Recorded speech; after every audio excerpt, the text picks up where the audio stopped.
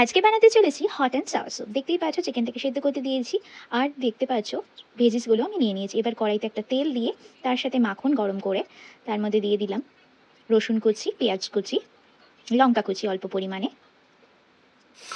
এবার ভালো করে নেড়ে চেড়ে নেব।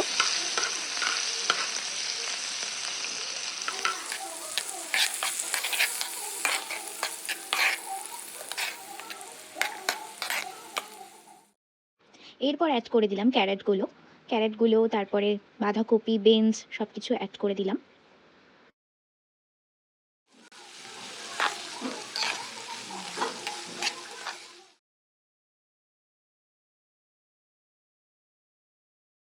এরপরে অ্যাড করে দিলাম অল্প একটু ভিনিগার, তার সাথে দিয়ে দিলাম chilli sauce, soya sauce. Chilli সসটা একটু বেশি করেই দেবে, যাতে ঝাল ঝাল ভাবটা একটু বেশি থাকে। তারপরে দিয়ে দিলাম লঙ্কার গুঁড়ো, এটা কাশ্মীরি লঙ্কার গুঁড়ো ইউজ করছি।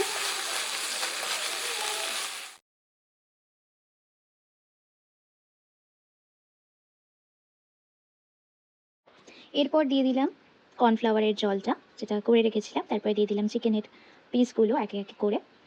তারপরে দিয়ে দিলাম চিকেন স্টুটা, ছেঁকে নেবে অবশ্যই ছাঁকনি দিয়ে, তাতে তিতো ভাবটা থাকে না।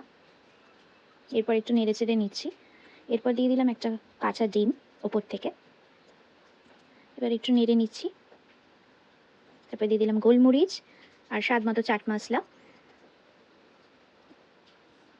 এই টক ঝাল মিষ্টি স্যুপটা কেমন হলো অবশ্যই জানিও, আর ভিডিওটা ভালো লাগলে লাইক কমেন্ট করতে ভুলো না, আর বাড়িতে অবশ্যই ট্রাই করো।